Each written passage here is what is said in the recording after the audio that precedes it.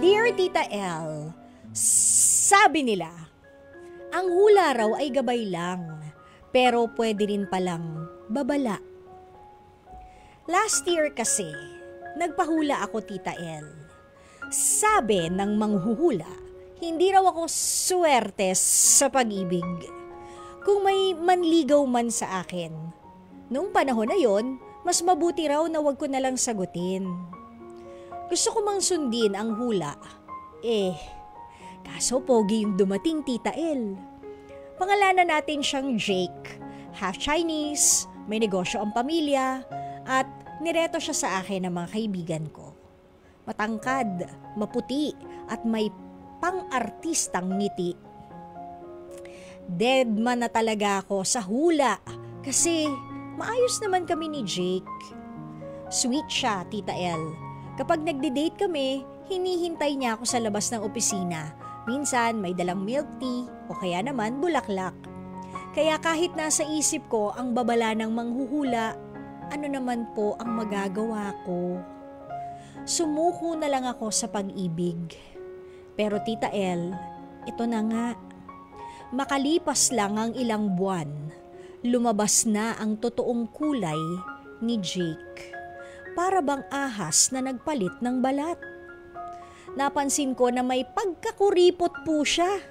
Imagine, Tita L, minsan, sa tuwing kakain kami sa labas, parang ako pang nahihiyang mag-aya na mag-split ng bill.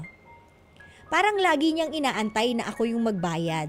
O kung mag-share man kami, parang nagkakalculator pa ata kung magkano lang yung kanyang ambag at yung kinain niya at yun lang ang ibibigay niya. Minsan, halos antayin ko na lang talagang sabihin niyang, naiwan ko yung wallet ko eh. Hindi naman ako naghahanap ng maluhong date, Tita L, pero parang hindi talaga balanse yung pakiramdam ko.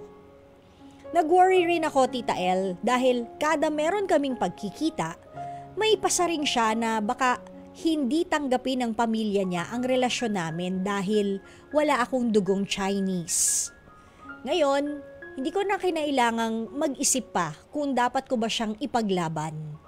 Hindi na rin kasi issue sa akin ang pag-split ng bill dahil kami na mismo ang nag-split, Tita L. Ngayon, single ako pero payapa. Kung may darating man this year, sana swertehin na.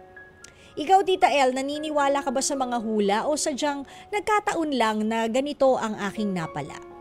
Gumagalang, Pau. Ay naku Pau, buti na lang natauhan ka habang maaga pa. Grabe naman yung naging jowa mo. Ano ba yung iyong howe?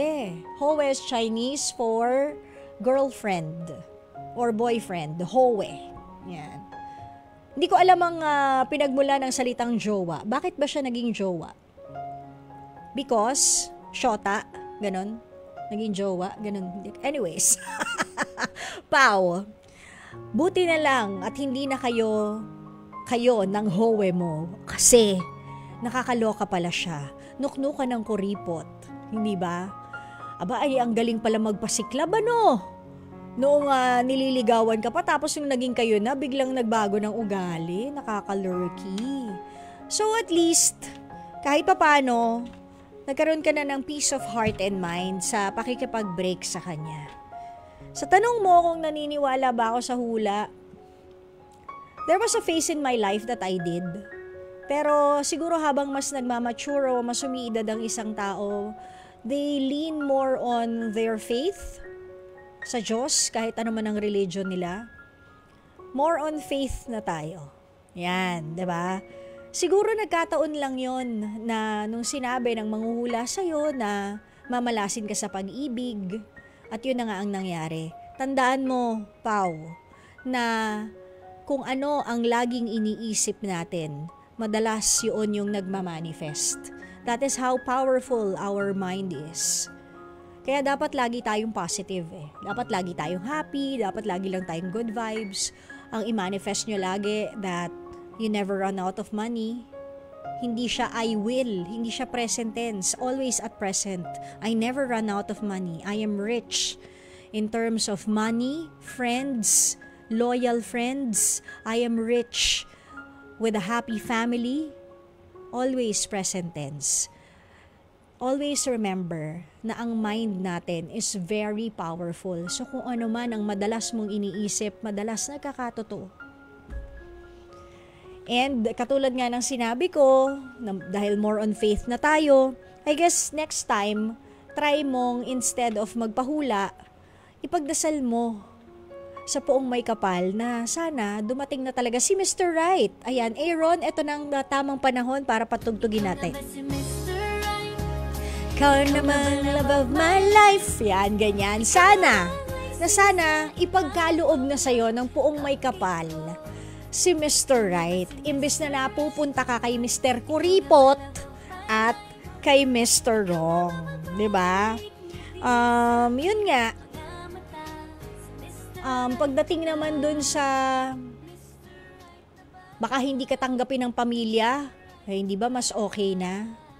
Meron kasi talagang mga families na ganon, very traditional sila, gusto nila Chinese din or Filipino-Chinese din yung mapapangasawa ng mga anak nila, and we can't do anything about it.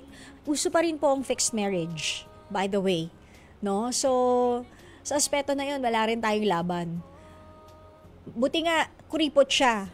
Kung hindi, malamang yun yung idinudulog mong issue at problema sa akin. Mahal na mahal ko siya, pero ano magagawa ko? Ayaw ng parents sa akin because I'm not Chinese, I'm not Filipino-Chinese. Maigi nga, hindi ganon. Buti na lang talaga kuripot tong mukha, kahit pamukha kang artistahin. Aanhin ko ang ngiti mo kung wala ka naman palang pera. Ano, ako pa ang laging magbabayad? Grabe ka, ha? Ay, naku, ayoko ng ganyan, ha? Hindi ka naman sinasabing mukha akong libre.